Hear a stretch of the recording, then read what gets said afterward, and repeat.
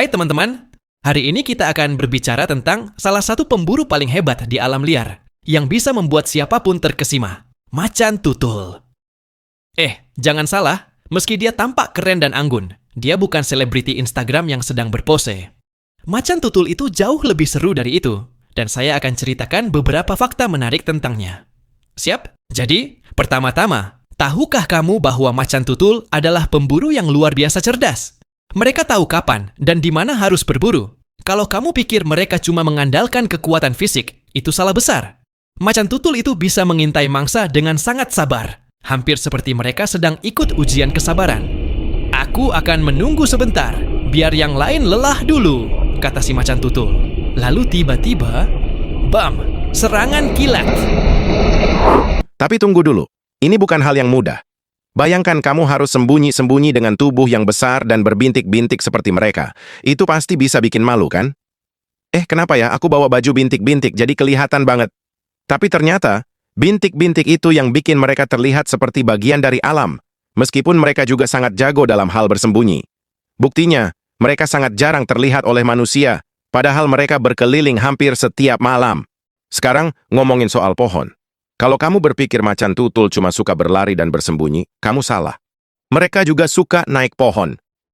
Dan tidak cuma sekadar naik, tapi mereka sering membawa mangsanya ke atas pohon. Kenapa? Karena mereka nggak mau makanan mereka dicuri oleh singa atau hiena yang jauh lebih besar.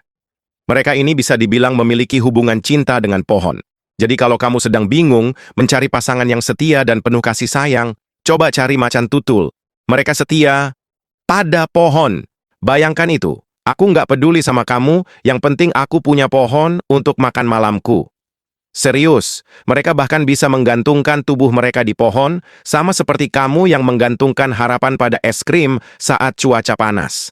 Macan tutul adalah satu-satunya yang bisa tidur dengan nyaman di atas pohon, tanpa takut jatuh. Coba bayangkan kalau kita yang tidur di pohon, pasti bangun dengan kepala pusing, ya kan? Lanjut ke fakta ketiga, macan tutul itu super cepat. Tapi kalau kamu bayangkan mereka berlari dengan kecepatan tinggi, mungkin kamu berpikir mereka seperti pelari maraton. Padahal, mereka hanya berlari cepat dalam jarak pendek, kecepatan 60 km per jam dalam waktu singkat. Kalau kamu lagi nyetir dan terjebak macet, pikirkan ini.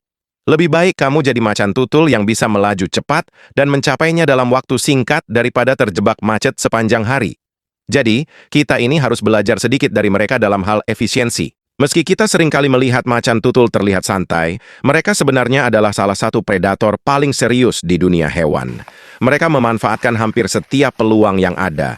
Mereka bisa melompat sejauh 6 meter loh.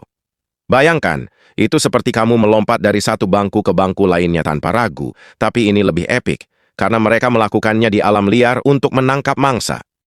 Mereka tidak hanya mengandalkan kekuatan fisik, tetapi mereka sangat cerdik dalam memanfaatkan situasi. Kalau ada dua macan tutul di satu wilayah yang sama, mereka akan jarang bertarung satu sama lain. Kenapa? Karena mereka tahu bahwa makanan terbatas. Jadi lebih baik memilih untuk tidak saling mengganggu dan fokus mencari makanan yang lebih mudah didapat. Jadi, mungkin kita bisa belajar sedikit dari mereka dalam hal bersikap bijaksana dan tidak memperebutkan sesuatu yang sudah ada. Terima kasih sudah mendengarkan cerita tentang macan tutul. Jangan lupa, meskipun mereka hewan yang luar biasa, kita sebagai manusia juga bisa belajar dari keahlian mereka dalam beradaptasi, mencari peluang, dan bertahan hidup.